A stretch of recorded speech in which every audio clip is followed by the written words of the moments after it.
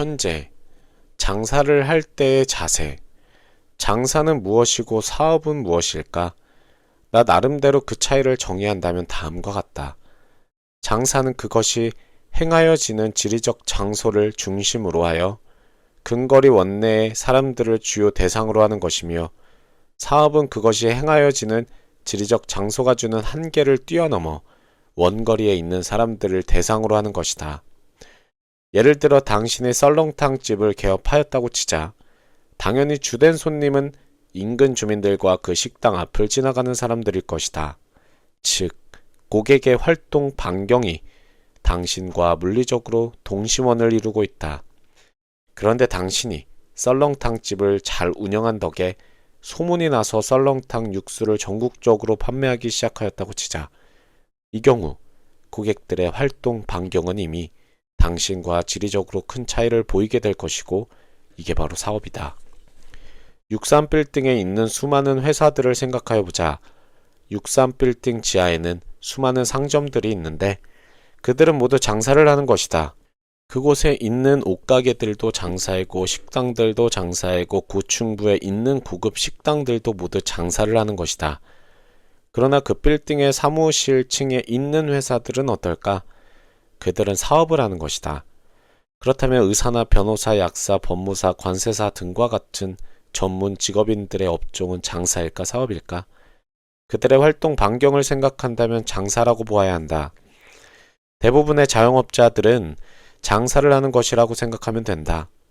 그러나 외국의 유명 병원들처럼 여러 곳에 분원을 설립하고 경영한다면 그것은 사업으로 볼 수 있을 것이다. 장사는 그것이 행하여지는 지리적 장소가 곧 고객과 만나는 고객의 욕구를 충족시키는 영업 장소가 된다. 때문에 위치가 중요하다. 음식점이나 옷가게를 할 때 사람들의 통행이 많은 곳에 자리를 잡으라고 말하는 이유는 그것이 장사이기 때문이다. 손님이 먼 곳에서 찾아올 정도로 유명해졌다면 어떨까? 고객과 만나는 장소에는 변화가 없기 때문에 여전히 장사에 속한다. 반면에 사업은 그것이 행하여지는 지리적 장소를 벗어나 고객과 만나고 고객의 욕구를 충족하게 된다.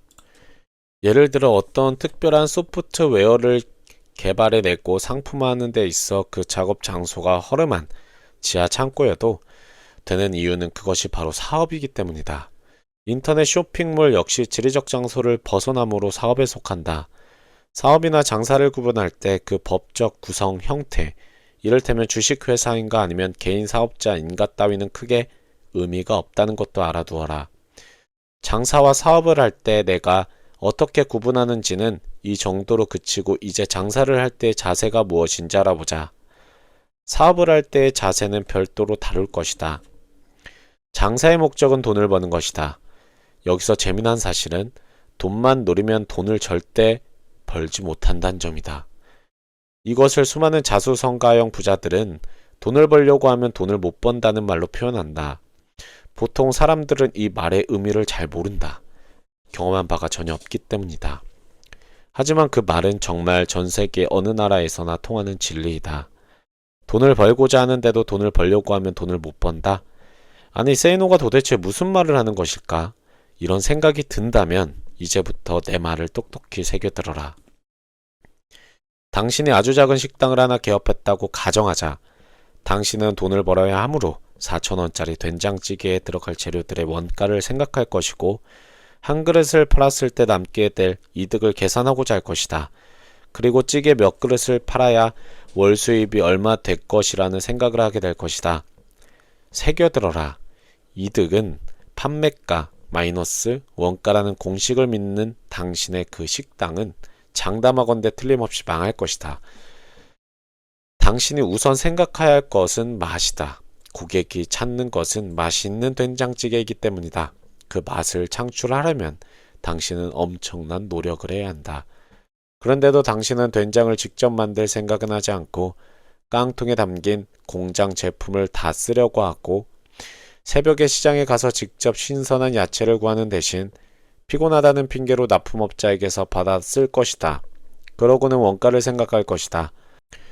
거기서 무슨 차별화가 생긴단 말이며 무슨 맛이 생겨난단 말인가? 신당동 떡볶이 골목이 유명하다고 해서 아내와 함께 일부러 가본 적이 있었다.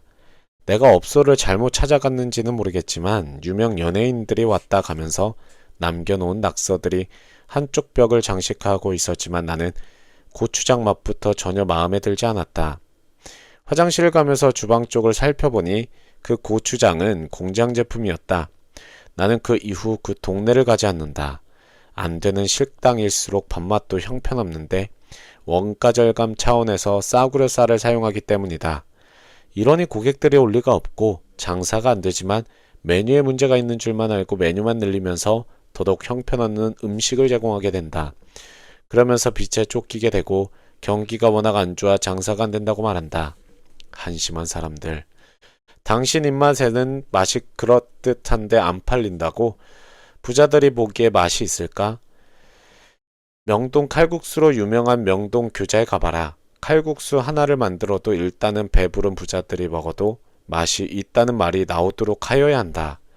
배고픈 사람이 먹었을 때만 맛있는 음식으로는 결코 성공할 수 없다.